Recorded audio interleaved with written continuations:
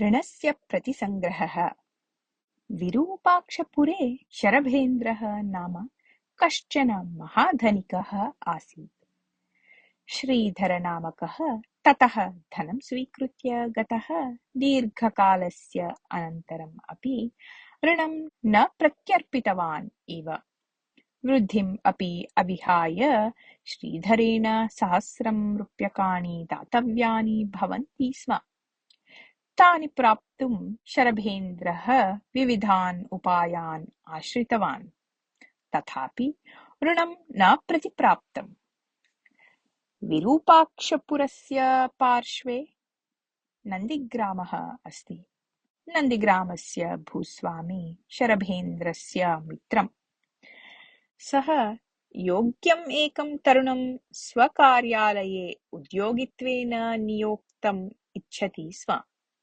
सः एतं विषयं शरभेन्द्रं निवेद्य, योग्यस्य चयनभारः भवतः एव इति सूचितवान्।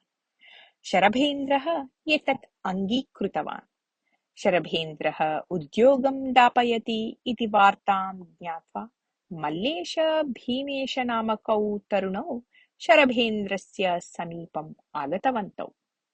तयोः योग्यतादिकं परिशील्य शरभेन्द्रः उक्तवान्, भवतोः अन्यतरः एव नन्दिग्राम भूस्वामिनः कार्यालये उद्योगं प्राप्तुम् अर्हति।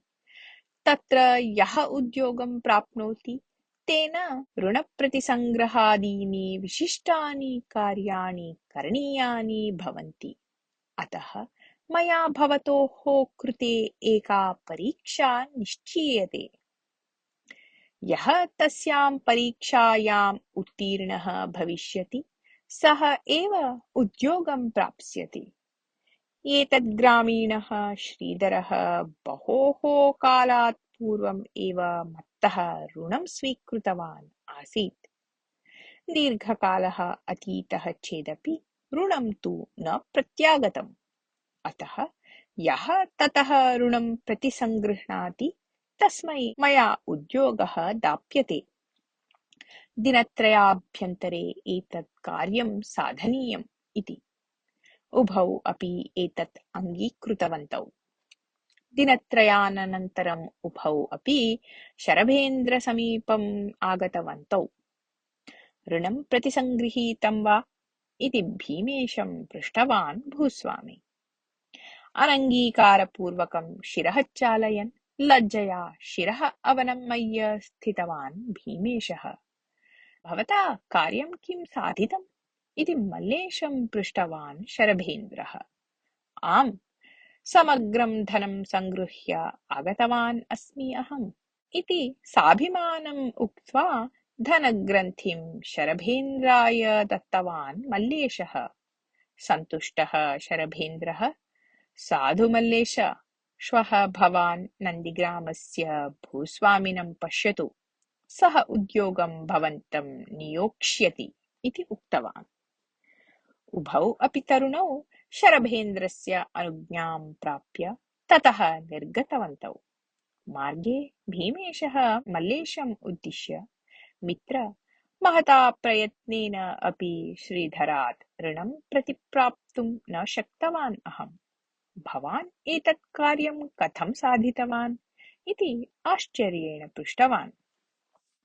तदा मल्लेशः मन्दहासपूर्वकम् उक्तवान्, उद्योगः कथञ्चित् प्राप्तव्यः एव इति उद्देशेन मया कश्चन उपायः आश्रितः।